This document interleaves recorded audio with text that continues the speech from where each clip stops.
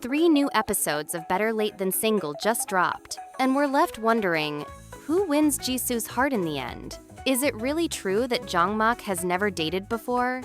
And what exactly made Yido cry at the end of episode 6? Stay until the end to dive into all the theories. The Jisu situation. When 3 strikes and you're all out? Let's talk about the elephant in the room. Jisu's love triangle that nobody asked for. This ballet teacher has 3 guys fighting for her attention.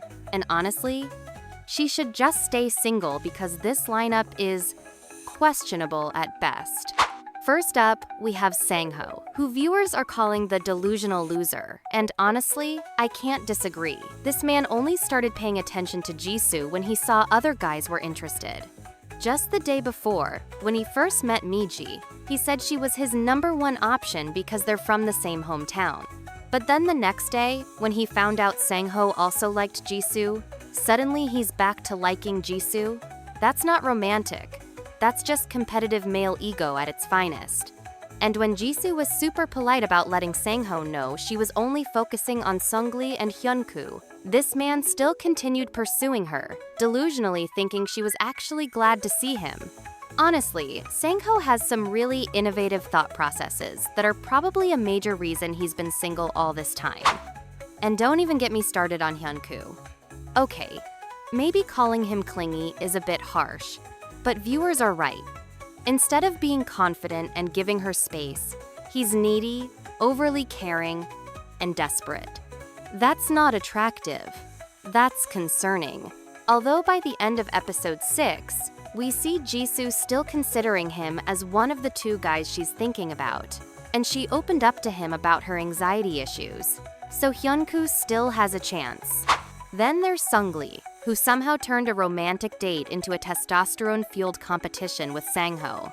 Like, my guy, you're supposed to be wooing the girl, not picking fights with your competition.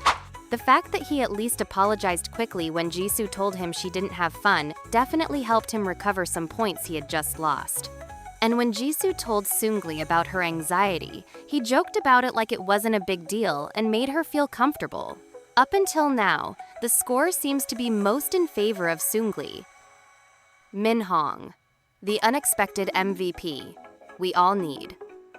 Can we talk about how Min-hong just casually became the star of this show? This woman is out here being the ultimate girl's girl, dropping wisdom bombs and serving us comedy gold all at the same time.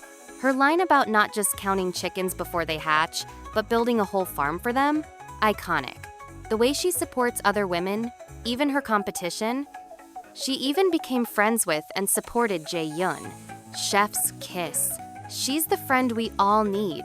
The one who'll gas you up but also keep it real when you're being delusional. What might she be missing to attract the boys more? Maybe she always shows her mature side, which lacks a bit of that bright, bubbly, slightly vulnerable, delicate quality that Korean guys tend to like? Jae-yoon, the awkward growth arc we're all rooting for. Let's give some love to Jae-yoon, whose social awkwardness is so relatable it hurts. This man can barely string 2 sentences together around women, but put him in a bro-to-bro advice situation with Jeongmok, suddenly he became a smooth talker, though of course only for a brief moment. That contrast is so fascinating. He's clearly intelligent and thoughtful, but his nerves around women just completely shut him down. The comment about him being able to be a professional belly dancer because he talks without opening his mouth had me rolling, but also feeling for the guy. His growth journey is the most genuine on the show, from being insensitive to Jiyeon and then just crying because he hurt someone else, to finally having the courage to sit with Jiyeon and explain his actions, and then being pretty calm when he expressed his feelings to Yeomyong, the person he likes. Jeongmok, the perfect guy who might break everyone's hearts.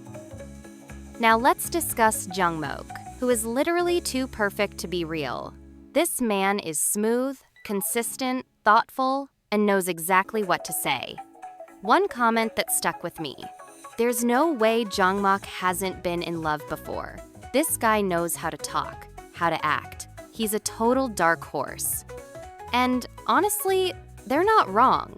Or maybe his twin brother, the one who already has a girlfriend, switched places and came here to flirt with all the girls?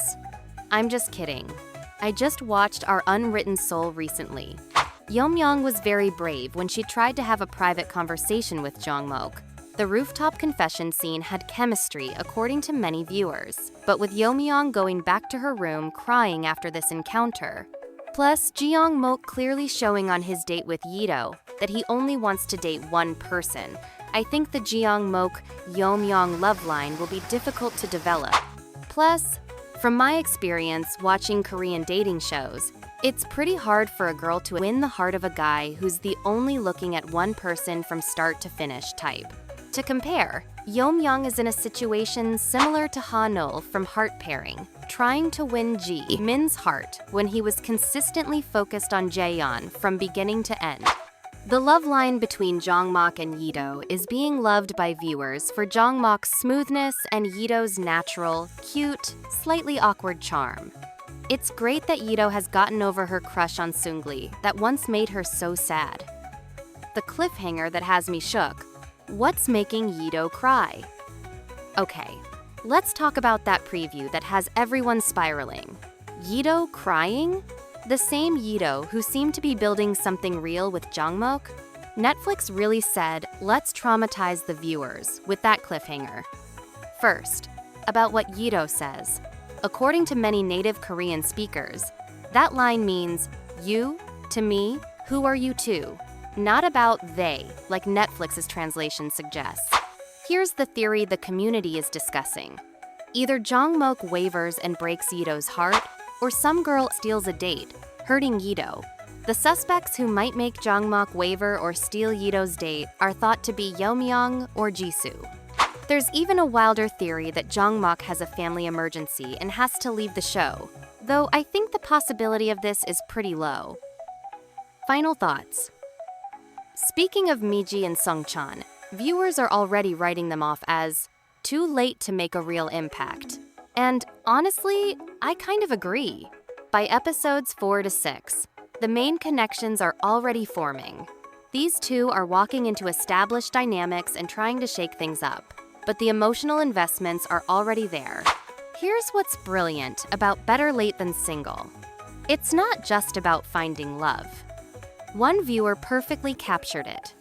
For the girls, the show is about finding the right person.